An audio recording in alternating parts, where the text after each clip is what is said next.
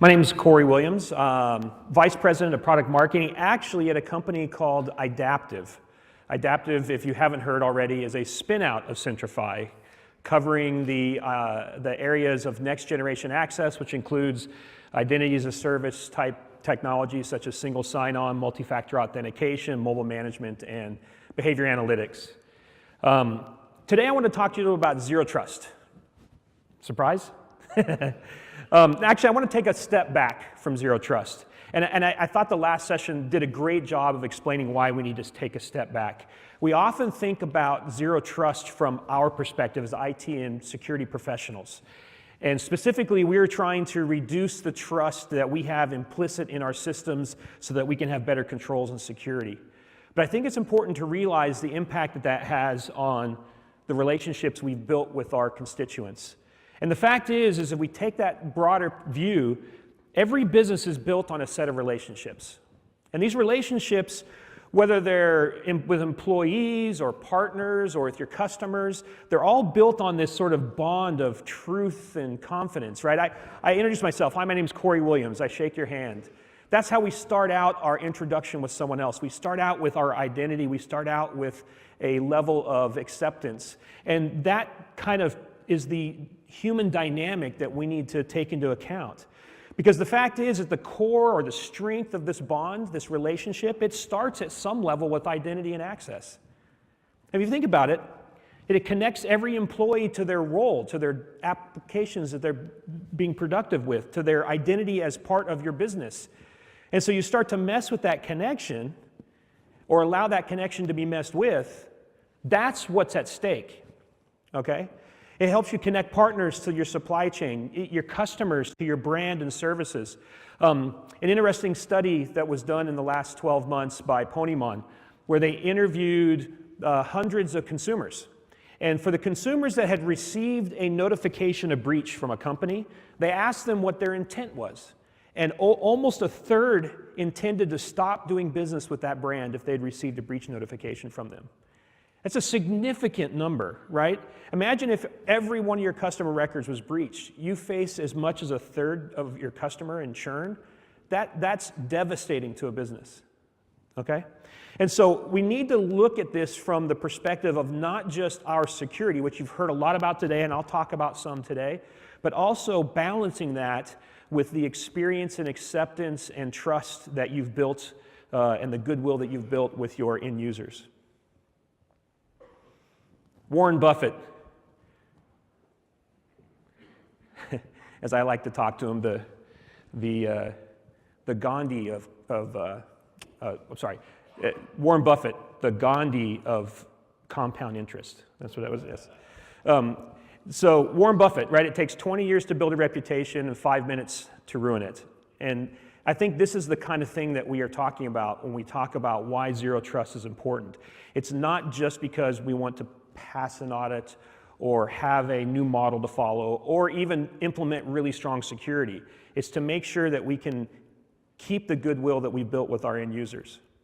And this is why identity and access is also clearly one of the top attack vectors. Now you've all seen or heard about this, because if you haven't talked to a vendor lately, right? 81% of attacks now are related to stolen defaults or reused passwords, weak passwords. Interesting thing about that number is this number from Verizon's Data Breach Investigations Report. They do this each year. They look at all the thousands of breaches that happened and what the characteristics were, and they summarize that into a report each year. 2 years ago, that number was 66%. 3 years ago, it was 51%. And so the attackers have clearly changed their preference, right? They're like water flowing downhill. They're taking the path of least resistance. And right now, that's through the path of these single passwords that are used to protect identity and access. So we know that that is the crisis that's eroding this level of trust, this bond that we have with our customers, and we need to address it. And zero trust has a lot of the layers in there that allow you to do that.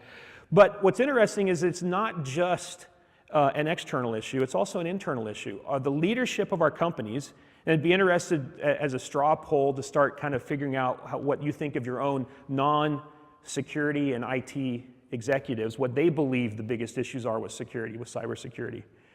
In a survey done by Dow Jones this last year, the folks that own several prominent newspapers, they actually found that the vast majority of CEOs of large, medium-sized organizations believed that the number one cybersecurity threat was vulnerability related. Generally speaking, things like zero-day attacks or the NSA tools or some creative breach done by a hacker. And that's because that's a very spectacular piece of news. That's what they hear. That's what makes the headlines. That's what gets the big exposés on TV. But the fact is that in that Verizon report that looks at these thousands of breaches, 10 times as many of the breaches were coming from plain old identity attacks than were coming from vulnerabilities, unpatched servers, zero-day attacks, et cetera. 10 times as many. And so we got to work against this perception that we can solve this simply through fancy detect and respond or artificial intelligence that will look for patterns. All this is important. Not to say that we don't need that layer, but the fact is we still haven't put the deadbolt on the front door. We allow people to walk right in with a simple password. We need to add additional layers of security. Okay, so that's why I think we need to rethink access from a zero trust perspective, and that's what I want to talk to you about today, so that we can not only have a better approach to securing identity and access, but also so that we can balance that with the user's experience. I thought of a lot of ways to introduce this slide, but honestly, I just liked it. I don't know why. Trust is like a can of worms. That was one approach I was going to take. Trust is very messy. But the fact is that trust is the thing that we talk about with zero trust in wanting to eliminate that from our systems. The fact is, though, is that trust is actually something that is also means something to an end user. And so we've got this problem of using this overloaded word. We don't want to trust the user in terms of assuming that because they're connected to my network, they must somehow be trustworthy. Yet we want to establish and maintain a level of real world trust with that user and how they experience this. And so for me, I think trust is interesting because it is hard to use that word and not confuse someone who doesn't understand our language. But we know that zero trust means a lot of things to a lot of different people. I've had this conversation offline this week already with many of you, where they think that zero trust is sort of the originating thoughts around microsegmentation and encryption, or that it's about fixing the password problem of multi-factor authentication, or it's dealing with privileges that are inherent in all the systems that we run in both on-premise and the cloud. The fact is it's all of that. We need to deal with putting in some layers of controls that remove the assumption that just because I have connection, I'm somehow trustworthy, or that I've connected in the past, I'm somehow trustworthy in the future. And I like the Google Beyond Corp model. Naturally, I would. It's what our company kind of follows. And they have a very interesting approach, which is that you need to remove this concept that you can somehow separate the good guys from the bad guys. They realized many years ago internally in their IT organization that they were under attack and that there was no way to prevent the bad guys from getting in their network infrastructure. So they thought to themselves, well, what if all of our servers and applications and resources were connected to the internet? Now how would we go about securing this? And that's what came this sort of model around Beyond Corp. The idea that access to apps and endpoints is only granted when based on what we know about you as the user, A, and what we know about the device you're connecting from, B, right? Is that a known device? Is it associated with you? Is it in a good security posture? And it's that combination of attributes about the user and attributes about their device that gave us a model about making an access decision in the moment when a user was trying to get access. But it wasn't always that. It wasn't just that. That establishes that you kind of know the user and that his device should be allowed to access this resource. It doesn't say anything about the fact that every resource needs to be protected, right? Just because I have access to one thing does not mean I should have access to another. And it's that the access to apps and services must always be authenticated and authorized. And so that's what this combination does. It allows us to move away from that trust but verify type of model to a never trust, always verify. Interesting I mean, interesting to me anyways, fact about that trust, trust but verify. Everyone knows that because of Ronald Reagan used that famously in his rhetoric around this relationship with the Soviet Union. It actually is from a Russian proverb that he heard while he was on a trip in Russia. And that idea of trust but verify actually originated with Russia. And so many of us think of that as being part of his rhetoric. Maybe a speechwriter came up with it. In fact, he was using the Soviet Union's own history and poetry kind of as a rhetorical device against them. I find that interesting, but anyways. Never trust, always verify. So next-gen access is the way that Idaptive, the spin-out of Centrify, thinks about zero trust. How do we go about verifying every user? What is a reliable model that we can follow to do that? How do we validate their devices? And then how do we intelligently limit their access once we have established the first two? And how do we do that on an ongoing basis? And so let's take those one by one, and I'll talk to you about how we think about doing this as an approach. The first is verifying the user. I'm going to start with single sign-on. Single sign-on is a really interesting technology. It actually has some security advantages. It reduces the number of times the user has to type in a password. It reduces the number of passwords potentially that have to be managed by that end user. It reduces the transmission of passwords across the network. So it has some good security benefits. But by itself, it actually can represent its own security gap, as I hear from a lot of people. Well, what if the guy gets up from his computer, goes and gets a cup of coffee, doesn't lock his screen? Now, anybody that walks up has access to all of his apps, right? Or what if his one credential gets stolen for the single sign-on system? Now they have access to all of his apps. So it's a security hole. As much as it mitigates a little bit of the password issue, it introduces new ones. And that's why single sign-on by itself, very good technology from a productivity point of view. It clearly reduces the number of calls you get to help desk, clearly reduces the headaches associated with self-managed passwords for end users. They tend to like the experience once they get used to it. But we need to balance that with additional security. And that's where multi-factor authentication comes in.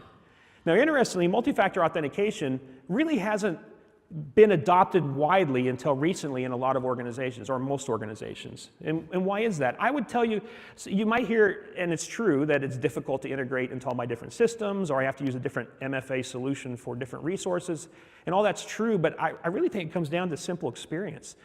That nobody wants to pull their keychain out and get the key fob code and transcribe that into their phone while driving down the highway at 50 miles an hour, right? I mean, it's just not an experience that is something that end users accept. They kind of rebel against it. And I know for a long time it was like, it never works, or it timed out, and they just didn't like that. But hundreds of millions of dollars in R&D has gone into MFA lately so that you can start to implement it everywhere. And you can do that for two reasons. One is the experience is much better. The push notification provides a nice thing for workers that have a device or a wearable. There's a lot of alternative factors that can be incorporated and used, like a USB key or an SMS code or a one-time code by any number of apps or devices. So there's a lot of choice. That helps. Second thing is become more adaptive. I can write rules now that don't prompt me every time I take an action, right? I don't want to launch an app, pull up my one-time my one-time factor. Launch a command, one-time factor. That constant prompting creates a lot of headache, especially since 99% of the time, the user is doing what he's supposed to be doing when he's supposed to be doing it. And so wouldn't it be nice if we could determine that and just give him single sign-on? And that can be done by writing some adaptive rules, right? If he's on the corporate network and he's on his device that he always uses, accessing an app he always uses, during normal business hours, I can write that rule and I can just let him have access. But what about the sales guy that's traveling up and down the East Coast? That's not going to work for him. And for him, I'd need a whole different set of rules. And pretty soon that becomes a complete burden on IT to write all those rules, to personalize this for each class of user. And that's where behavior-based access can come in. That's where I can actually go and start to understand what the normal behavior of an end user is. And when he deviates from that baseline that we've learned through machine learning, then and only then do I need to potentially block his access or ask him for additional factors of authentication. And so this allows me to greatly personalize the experience, enhance that single sign-on experience, reduce the MFA factors that are prompting the user, but still have the protection that I'm looking for from a user point of view. And it's the combination of these technologies that work together.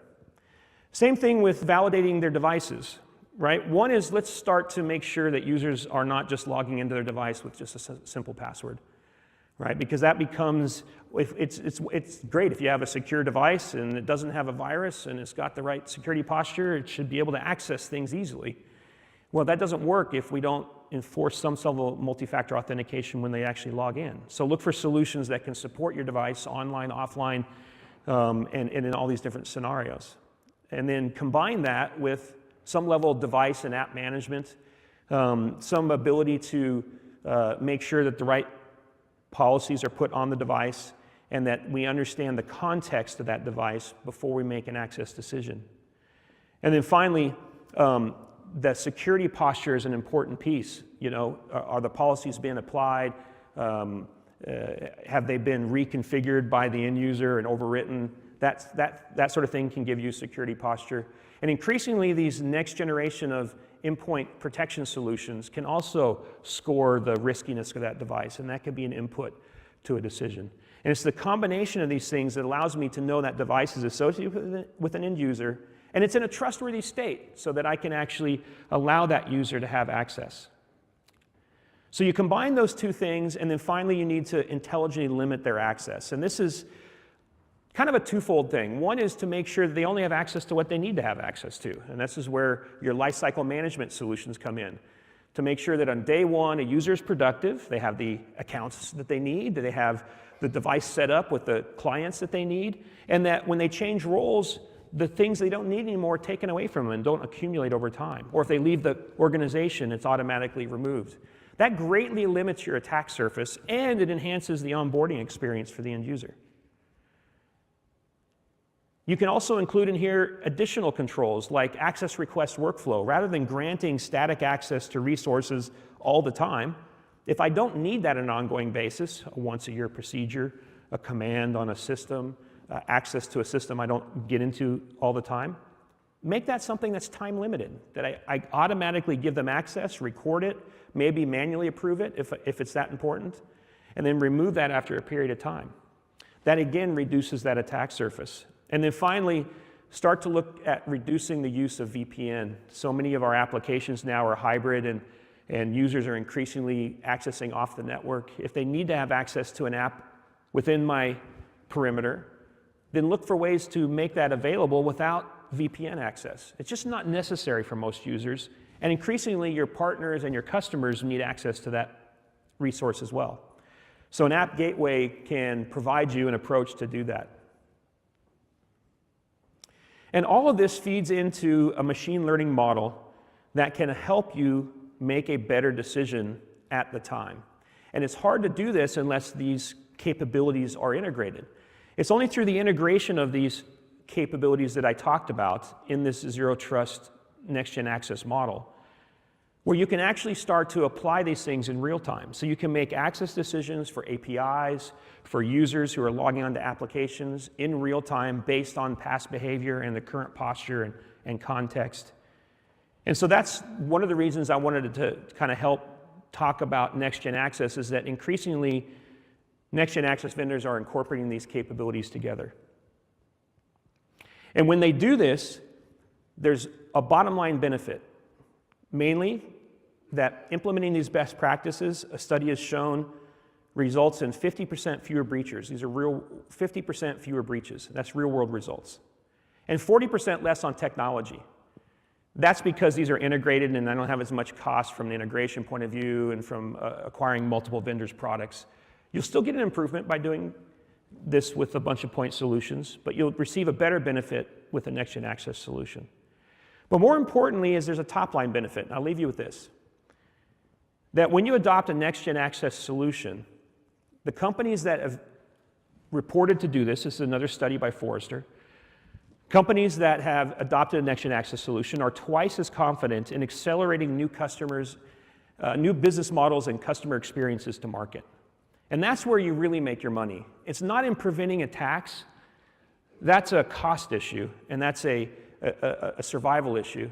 It's in bringing new solutions to market that differentiate you and let you compete. And the confidence level in being able to do that is much higher with companies that have adopted this solution, according to the hundreds of companies that were surveyed. And so I leave you with that. There is top-line benefits to security, and it has to do with balancing security with the user experience. So as I bring Bob back up to introduce the next speaker, I just want to leave you with a summary. Right? Compromised credentials are still a critical issue to address. Work towards a model that deals with verification and validation rather than trust. I think that's the purpose of Zero Trust as a whole. And if you can, leverage a next-gen access platform that seamlessly integrates the capabilities for next-gen access to provide you both those top-line and bottom-line benefits. Okay, thanks.